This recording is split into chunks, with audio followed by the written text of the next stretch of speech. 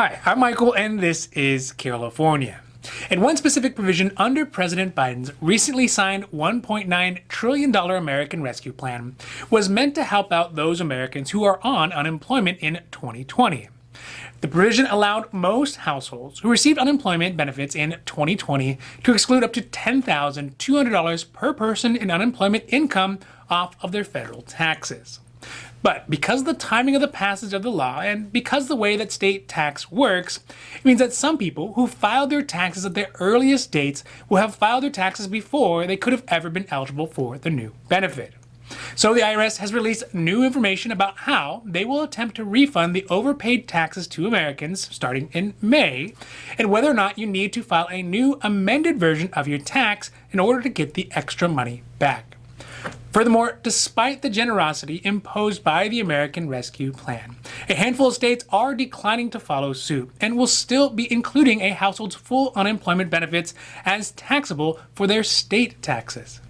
So today we are talking about the IRS plan to pay back the millions of early bird American tax filers who are owed additional tax returns, and those states who will still be taxing American unemployment benefits at the state level.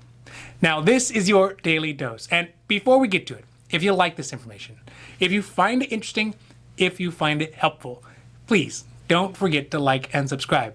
That way you can get updates when our newest and most informative videos become available.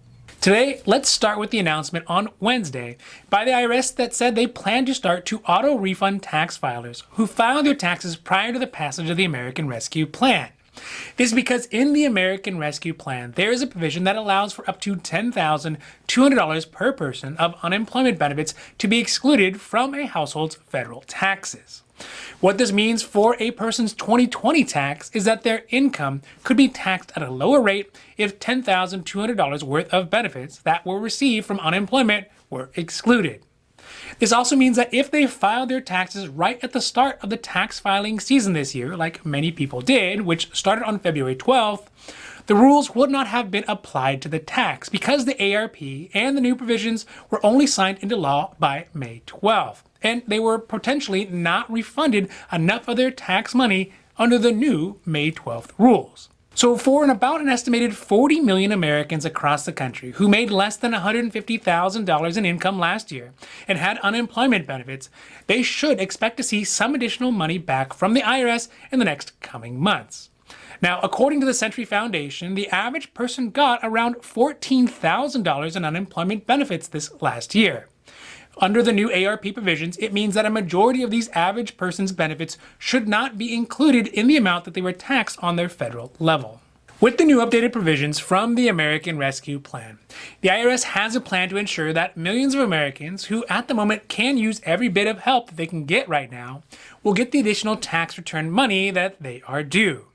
But first, the IRS, in no uncertain terms, is telling taxpayers who already filed their taxes early to not run out and file an amended return right away. This is because the IRS, already bedraggled by the huge increase in people filing tax returns this year in order to get their back stimulus checks and the rollout of the third round of $1,400 stimulus checks, do not want to increase their workloads even more with 40 million amended tax returns being filed. In a statement last month, the IRS said, quote, "The IRS strongly urges taxpayers to not file amended tax returns related to the new legislative provisions or take other unnecessary steps at this time." Further, on Wednesday, they said, for those taxpayers who already have filed and figured out their tax based on the full amount of unemployment compensation, the IRS will determine the correct taxable amount of unemployment compensation and tax, and any resulting overpayments of tax will either be refunded or applied to other outstanding taxes owed. End quote. So the IRS plans to roll out additional refunds in a two-phase approach. First, they will focus on households who are eligible for up to the first $10,200 of unemployment exclusion. This will primarily be single households or families that just had a single person claiming unemployment benefits during last year. In the second phase, they will shift to include households who can claim up to $20,400 worth of unemployment exemptions from their taxes, which would consist mainly of households who had two people that were claiming unemployment benefits in 2020. The IRS anticipates that the date that these refunds for Phase 1 should start being sent out next month, that's May, and will continue into the summer until all payments are fully caught up. But for those households with the new tax breaks that may be eligible for additional tax credits like the now higher Earned Income Tax Credit, they may still have to file an amended tax return in order to get the full new benefits. Lastly today, we are going to talk about some states who have not followed suit behind the federal government. This means that they will still be including unemployment benefits that a person received in 2020 on their state taxes. At the moment, there are 13 states who do not offer tax breaks for unemployment benefits. These states are Colorado, Georgia, Hawaii, Idaho, Kentucky, Massachusetts, Minnesota, Mississippi, North Carolina, New York, Rhode Island, South Carolina, and West Virginia. Although these states will still include unemployment benefits in their state taxes, most other states do not, or at least will not for 2020. So I know it's kind of weird to say, but I do feel sympathy for the IRS this year. They have been understaffed, overworked, even before all this stuff started happening. And then with the shifting elections, the pandemics, the lockdowns, the stimulus checks, and random ad hoc payments that Americans had been receiving throughout the year, they really will get no rest for the foreseeable future.